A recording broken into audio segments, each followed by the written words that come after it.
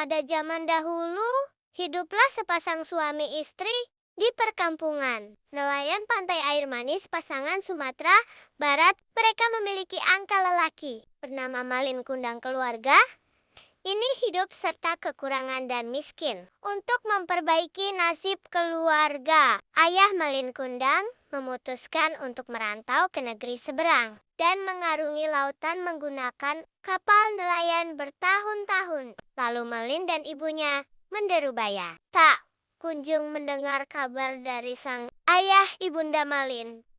Hanya bisa pasrah dan berusaha sekuat tenaga untuk membesarkan Malin Kundang. Bertahun-tahun hidup berdua, tak terasa Malin sudah dewasa. Dalam dongeng Malin Kundang itu, ia meminta izin kepada ibunya untuk merantau ke kota besar untuk mencari uang dan mengubah nasibnya serta ibunya. Kebetulan saat itu juga sedang ada kapal besar yang merapat ke pantai air manis, sehingga Malin tak ingin melewatkan kesempatan merantau besar untuk merantau. Meski begitu, sang ibu mulanya melarang untuk pergi karena takut terjadi sesuatu. Jangan Malin, ibu. Takut terjadi sesuatu denganmu. Di tanah rantau sana, menetaplah di sini, ditemani ibu.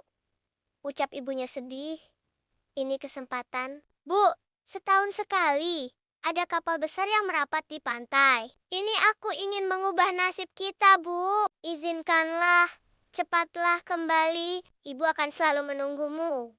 Nah, kata ibunya terisak. Akhirnya, Malin berangkat. Dalam hati hingga suatu hari, seorang nakoda yang dahulu membawa maling ke kota besar memberi kabar bahagia kepada Maderubaya telah menikah dengan gadis cantik seorang putri bangsawan yang sangat layaknya hanya ingin segera bertemu. Anaknya setiap malam berdoa agar maling cepat pulang, keyakinan bahwa anaknya akan pulang tak pulang. Suatu ketika, sebuah kapal besar megah dan indah menepi di pantai air manis. Warga berkumpul mengelilingi kapal mewah tersebut karena mengira bahwa kapal itu milik seorang sultan atau Pangeran Mandar Ubaya. Ikut berdasarkan mendekati kapal dan benar saja pemuda tampan berpakaian indah itu adalah Malin Kundang. Dengan spontan memeluk Malin Kundang dengan erat,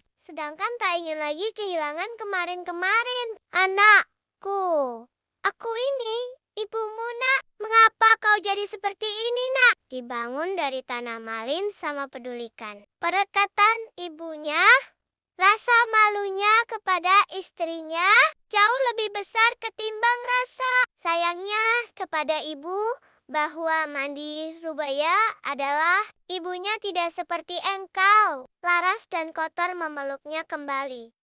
Ketika ia sadar pantai sudah sepi dan kapal mewah yang ditumpangi Malin Kundang setelah pergi menjauh, Mande rupanya pun berdoa kepada Tuhan. Ya Tuhan, kalau memang dia bukan anakku, aku akan perbuatannya tadi. Tapi kalau memang dia benar anakku yang bernama Gendang, aku mohon keadilanmu, ya Tuhan, ucapkan. Sesaat kemudian hujan lebat tiba-tiba mengguyur disertai badai besar yang menyebabkan kapal mewah Malin Kundang sederhana petir pun menyambar dan menyebabkan kapal milik Malin hancur berkeping-keping hingga terbawa ke tepi pantai air manis. Dan itu kan harinya ditemukan batu besar menyerupai manusia sedang bersujud. Dan itulah tubuh Malin Kundang yang dikutuk ibunya menjadi batu.